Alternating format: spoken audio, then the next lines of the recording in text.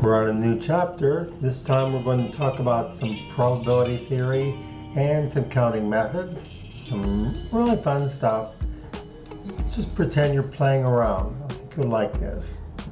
First of all, on this first section, we'll talk about the fundamental counting principle. Now, what does that mean? Well, one thing it means is that instead of counting a number of possibilities, 1, 2, 3, 4, and so on, till we finally get all of them, if we've got a list of them, there's another way.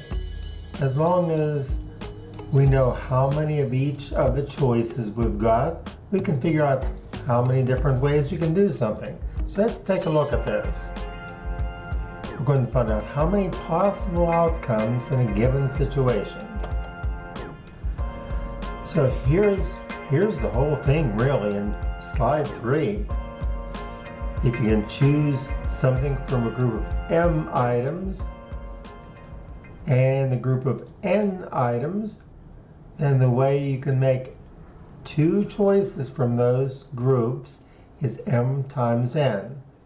Well, let's make this a little bit more concrete.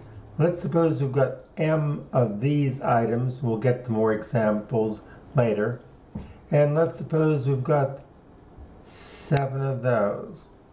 Then if we're picking one of those and then one of those,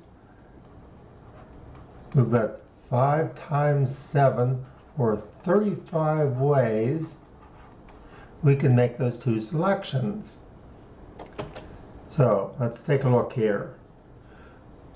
Sometimes we can make a tree to represent the possible choices. So here you are. First of all, you're picking from 2 pairs of slacks. Once you've decided which of those pairs you're going to wear a top. And with each of those pairs of pants, you could choose this top, or this top, or this top. If you chose these slacks, then same 3 choices. 2 times 3, 6,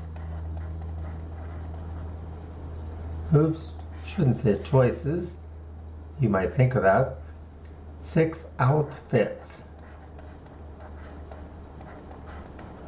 6 outfits that you could wear. So if you only had 2 pairs of slacks, 3 shirts, you could wear 6 different outfits. In other words, you could wear a different outfit from Monday through Saturday, or Sunday through Friday. Let's take a look at a more palatable solution. Let's suppose we go to this restaurant, and it's a small restaurant. It's got 6 appetizers, but 14 main courses. How many times can you go there and get a different meal? So you're going to choose one of those and then one of the main courses. All you need to do is multiply 6 times 14, and the number of 2-course meals is 84. Just multiply those two together.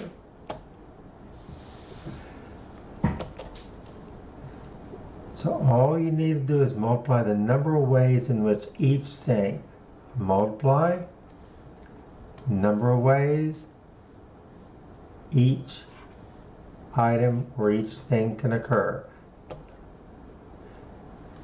Remember the 2 pairs of jeans and 3 t-shirts, 2 pairs of slacks, or 2 pairs of sneakers, excuse me. If it's more than 2 things you're choosing, it's the same deal. Take the jeans, we've got 2 jeans, then we'll pick from one of the 3 t-shirts, and then we'll pick one of our 2 pairs of sneakers. And what do we have? Well, just multiply that 2 times the 3 times the 2. There's a tree diagram we could use, choosing the slacks, either this one or this one. Then choose one of the shirts, and then finally one of the two pairs of sneakers. 12 different ways you can make an outfit with 2 pairs of slacks, 3 t-shirts, and 2 pairs of shoes. Not a whole lot in our wardrobe, but 12 different, we can go to 12 different events and have a different outfit. Let's take a different look.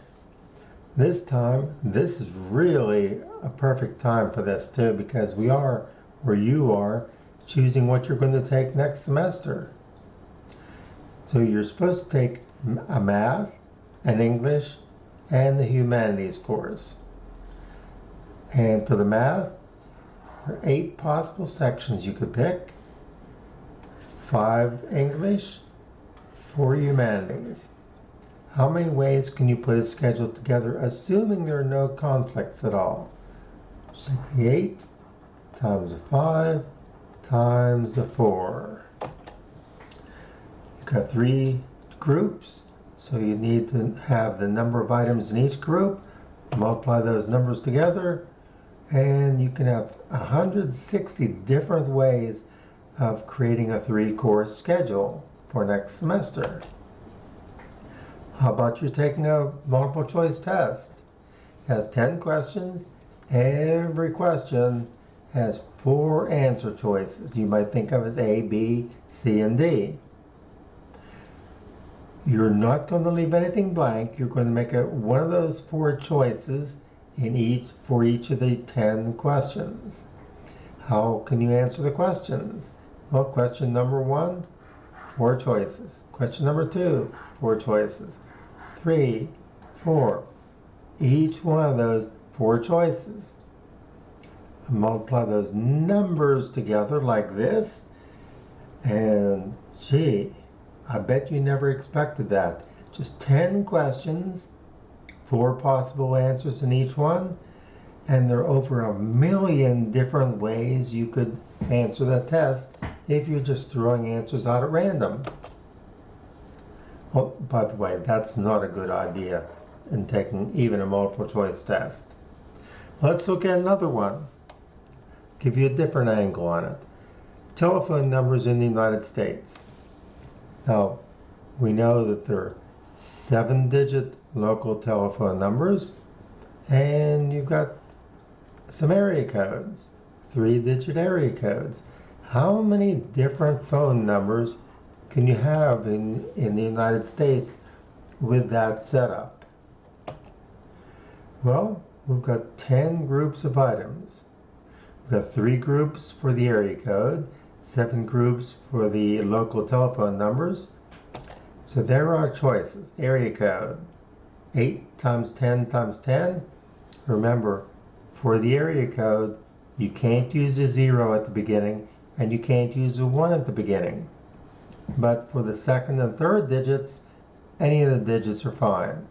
So just for the area codes, if this question were about how many area codes could you have? Well, 8 times 10 times 10. 800 area codes. However, we're talking about all the telephone numbers that are possible. Again, the local telephone number, the first one can't be a 0, can't be a 1. Those are out. At least 8 possible digits for the first digit in the 7-digit local telephone number. 8 for the first, then 10, 10, 10, 10, 10 possibilities for each one. Multiply all that together. Don't forget the area code. So the total number of different telephone numbers we can have here in the United States are, you have the answer? Over 8 billion numbers. Almost 6, oops, did I say 8? I meant 6, almost 6.5 billion possible telephone numbers in the United States. Well, folks, that's it for section 1. I hope you enjoyed the travel. It's pretty simple, and I think it's sort of fun, especially putting those meals together or the telephone numbers together, zip codes, all kinds of things. It can be a fun thing. Anyway, that's it for section 1. Hope you enjoyed the trip. See you next time in section 2. Bye for now.